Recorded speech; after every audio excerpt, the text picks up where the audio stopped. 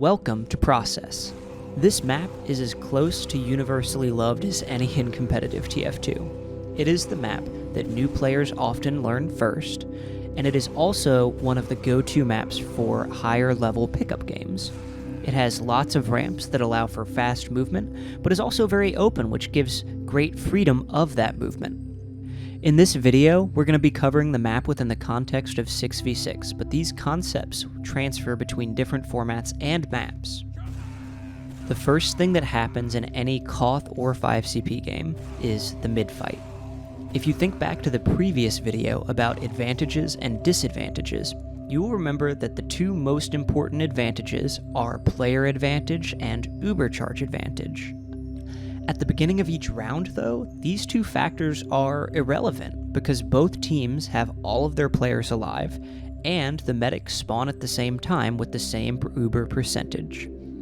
Because of that, the mid-fight is a moment where the smaller advantages really shine. You have to get to the mid-fight quickly to take positioning advantage, usually grabbing some kind of high ground with your mobile classes.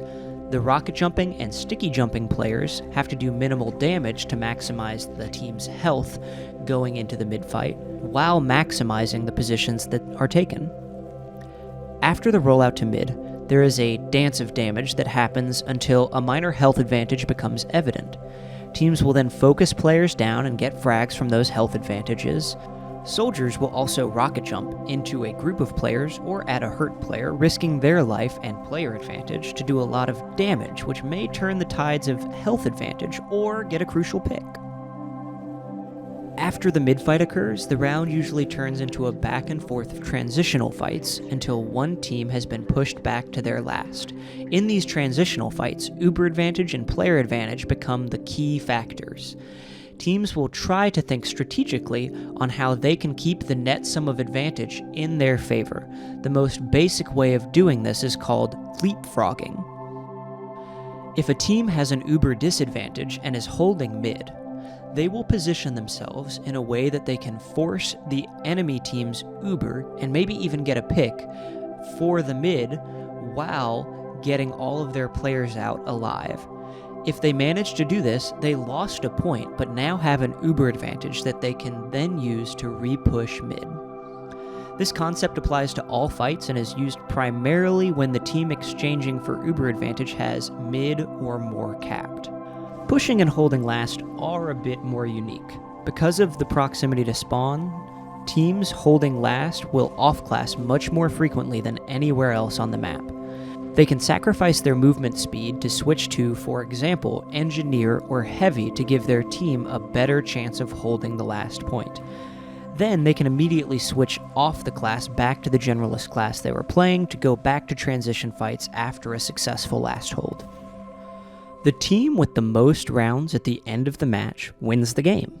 Details of these rules, including mercy rules and tiebreakers, change from region to region and format to format. For example, most pickup games won't care about settling a tie. The basic goal of getting the most rounds is universal, though, with the exception of payload games, which play to get the faster offensive time. So you've watched these 3 videos. Great. Now it's time to go play. The best way to get a grasp on competitive, and frankly the best way to find out if you like competitive, is by playing a few games. You can play your first few games of 6v6 with the North American 6v6 newbie mixes, which you will find information at newbie.tf. We've been teaching new players how to play TF2 for over a decade, and we'd love to help you learn as well. We play every Friday evening. We're based in North America, but all are welcome. Regardless of what format you end up playing, how long or how dedicated you end up being to competitive TF2, we hope to see you in our tight-knit community very soon. Thanks.